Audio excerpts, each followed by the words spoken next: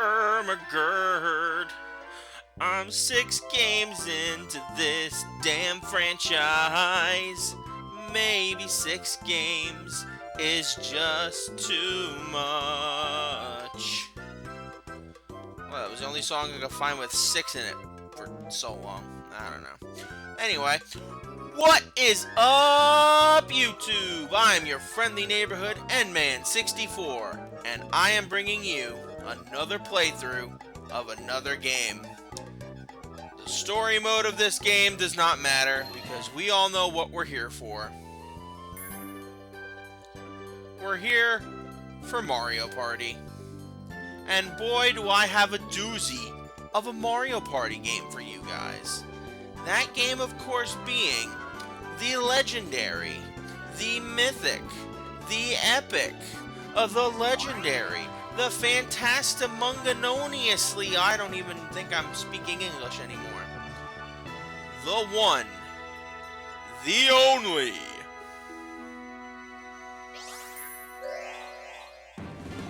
Mario Party 6. Yep, it's been a while since I frequented the party of the Mario variety, so I figured to myself, you know what? I think it's time, since I'm coming back to YouTube after a lengthy hiatus, that, yeah, I think it's time we get back to start. And in case you're interested in the story, which you really shouldn't be, the Sun and the Moon are arguing, and we now have to determine who is the best when it comes to being the Sun and the Moon. And we do it by jousting, like we always do. Because Mario Party is the only way to shenaniganize properly in this game. In case you didn't know that, in this world at least. Now, I bet a lot of you guys are wondering where the hell I've been. Well, for starters, I never really left. The issue has just been I haven't been able to make content for you guys for a very long time. A lot of it being based on the fact that my laptop of, 8 years? 7 or 8 years decided it had had enough, and it yeeted itself to death. Now that might be difficult to believe for some of you, but it is the truth. The honest to Zeus truth. But, obviously, we have other things we need to worry about. So, I basically kept my focus away from YouTube for a bit, put myself into a bit of my work, was playing games that I didn't ordinarily have the time to play, and I was having fun. Then my GameCube memory cards decided to die, so then I had to play through all my GameCube games again, and I haven't even 100%ed them. In fact, a lot of them still have a lot of things I have to do, like Mario Superstar Baseball, I have to unlock more characters. Super Smash Bros. Melee, I have to unlock a bunch of characters. I still have to play through Mario Parties 4, 5, and 7 to unlock all the boards. I focused a lot on 6 because I knew this was an LP that was coming, so the other games can come later. But in between those times, I obviously had a lot of self-reflection and things to do about things to focus on. Focus on my writing, focus on work, focus on family, stuff like that. But now that I have a new laptop to work with, I think it's high time we go right back into working on another Mario Party game, because it's been since 2020, the start of 2020 when we wrapped up Mario Party 5. I think we need to focus on doing that all over again. So, let's take a look at Mario Party 6, which the gimmick is like Horrorland's gimmick in Mario Party 2, in that every few turns, it will go from the sun dominating everything to the moon dominating everything. So it'll go from day to night cycles, and the boards all change dependent on who is in charge of the board. Now, there's no real way to change it outside of just naturally time moving forward. So there's going to be no happening spaces that change things up on you there. But as you can see here, we've got a bunch of game modes that we can mess around with. And let's take a look at some of them. Welcome to Party Mode. From here, you can get to any game, mode, or shop at the Star Bank. Now you can see Party Mode is what we're going to be focusing on for the most of this LP, which is going to take up the bulk of the episodes. There's single player mode that focuses on the story, which really... this is odd because this is the only Mario Party game where there's no real reason to do the story mode. Outside of maybe unlocking a solo board or something, because you can unlock literally everything this game has to offer at the Star Bank, so it's very odd like that. This is mic mode, where, in case you guys don't recall, the GameCube had a mic that you can play around with. Obviously, I'm playing on the Wii, so that's not gonna happen. Also, the mic is weird and very rarely works, so I'm not gonna be using it.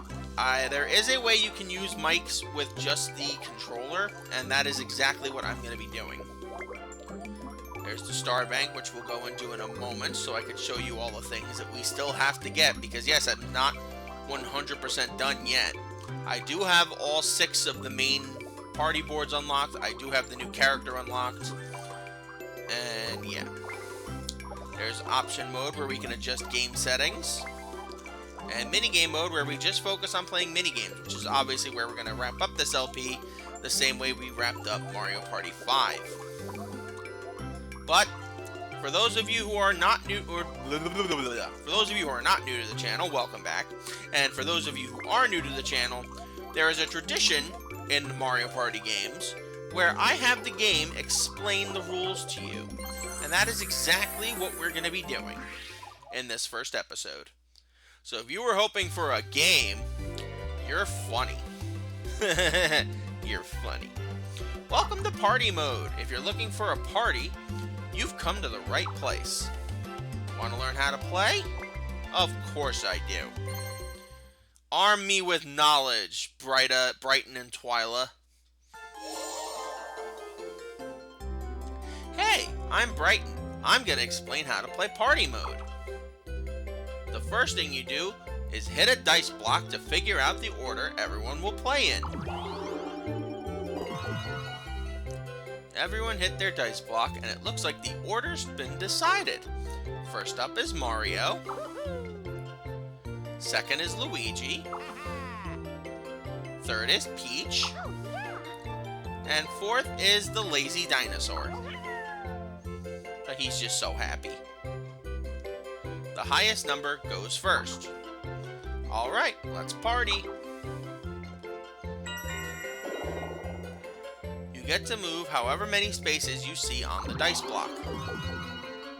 So Mario moves 1 space. Makes sense, right? Okay, I'll explain the different types of spaces next. This is a blue space. Stop on one of these to get 3 coins.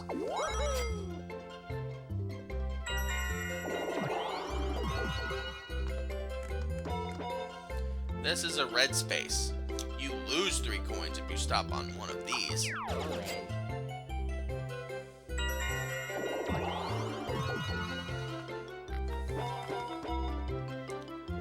This unpredictable spot is a question mark space. It is often known as a happening space, but it is also known in this game as the action star space. No matter what happens, you never know what'll happen if you stop here. It varies on each and every board, as is tradition in the Mario Party franchise.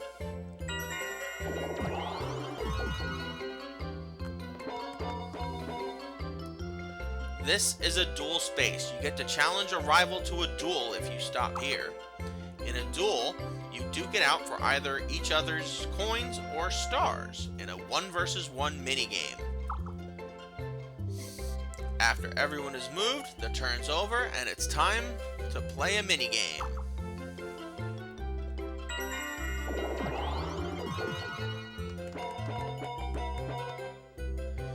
This is a miracle space, as the Endman will call it, a chance time space.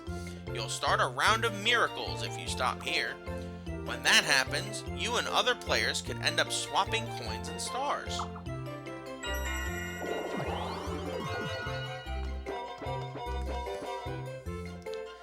This is a DK space. Donkey Kong shows up here. That fat monkey. He's sure to do something cool if you stop by here. Next, I'll explain how orbs work. Use orbs on yourself to get a nice boost or on a board space to wail on your rivals. I don't think that was the right use of wail, but who knows. Just pass an orb space to pick one up. You never know what kind of orb you'll get. This is an orb hut. Spend your coins here to buy orbs. Some stores even stock rare orbs that you can't get from orb spaces.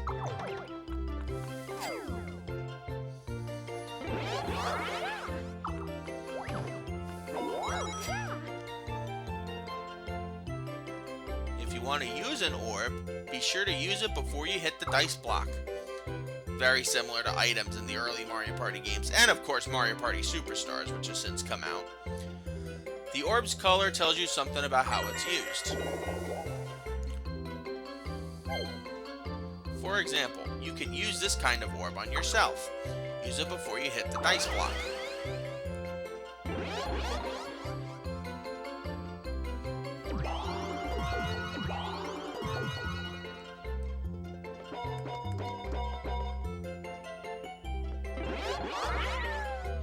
You got a Boo Away orb.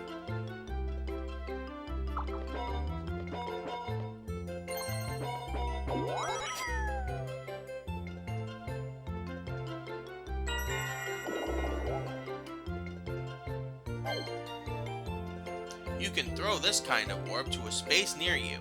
Then, you'll hope your rivals stop there. Basically, I call them like trap orbs or something like that.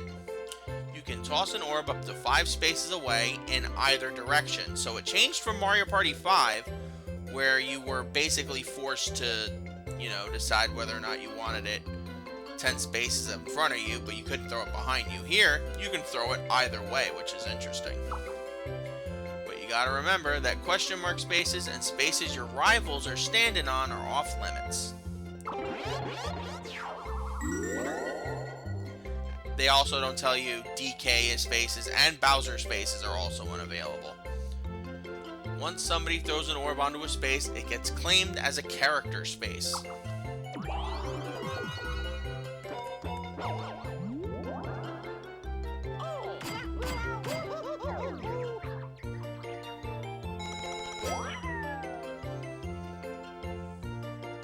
Stepping on a rival's character space will trigger their orb. No matter how many times anyone stops there and triggers the orb, it'll always be their space. So the best way to make sure someone doesn't have spaces for too long is to override their spaces with orbs of your own. Again, some things that this game just doesn't like to tell you. Oh, there you go. But you can toss an orb on someone else's character space to make it your own.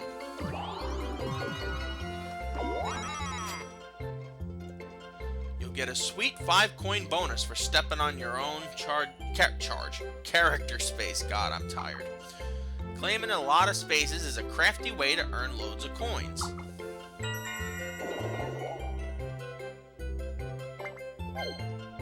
You can also throw this roadblock style orb.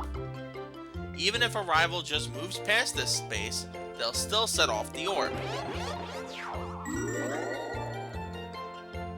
When you throw a roadblock style orb on a space, you claim it. Don't worry about passing your own roadblock, it won't hurt you. Avoid your opponent's roadblocks.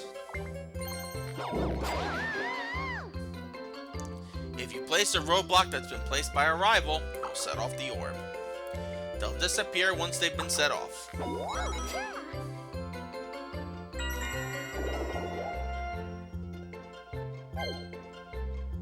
This kind of orb is a bit different. You don't throw it onto a space because it works automatically. Just having it in your inventory can come in handy if certain events happen. You can't use this orb, but you can throw it away if you want.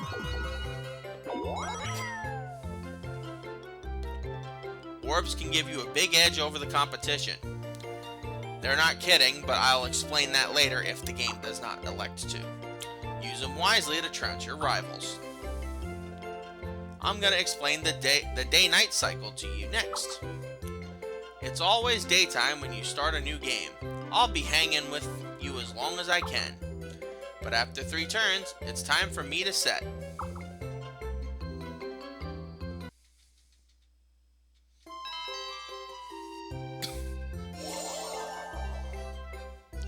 I'm Twyla, the gorgeous evening hostess. Wait, Twyla's a girl? I thought it was just like a deity or something where it doesn't have a gender, but okay. Good for you, Twyla. At night, new routes open, characters awaken, and special events appear. Beware, when night falls, the DK space transforms into a Bowser space. If you stop here, you'll awaken the wrath of Bowser. He adores doing awful deeds, so beware. Depending on the game board, other things may change when the sun sets. This is a star space. You can purchase a star here for 20 coins. The only way to win the game is to collect the most stars. Reach the star space with 20 coins before your rivals do to buy the star. Some game boards do not have any star spaces. On these boards, you'll have to get stars some other way. And boy does this game have some freaking crazy gimmicks for that. Half the boards don't even have star spaces. It's kind of crazy. Or like the way you'd expect them to, where if you buy it, it moves. It's kind of like Mario Party 1 in that way. Learn the trick to every board to triumph over your opponents.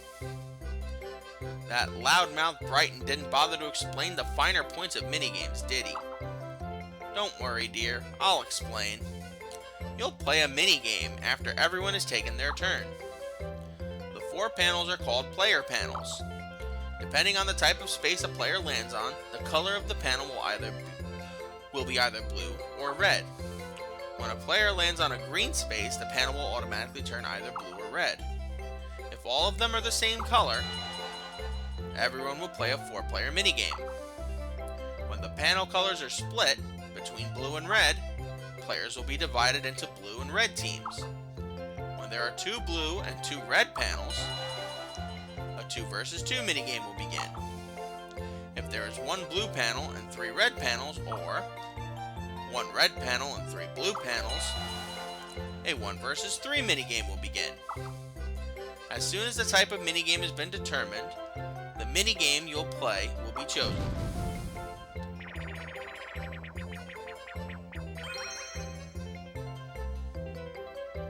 This is decided randomly with a spin of the minigame wheel.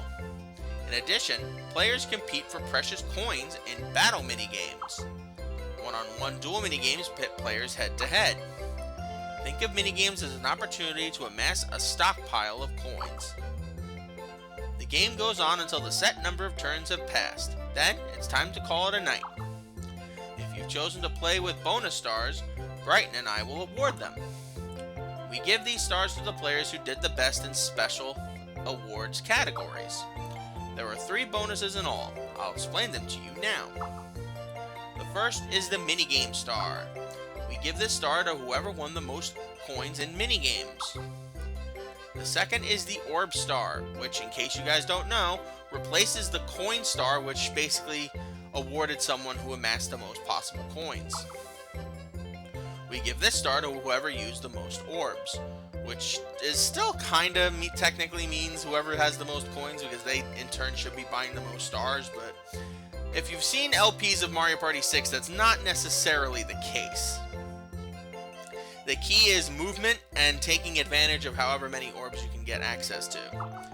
And of course, the third one is the action star, which I'm still going to call the happening star because that's still what it is.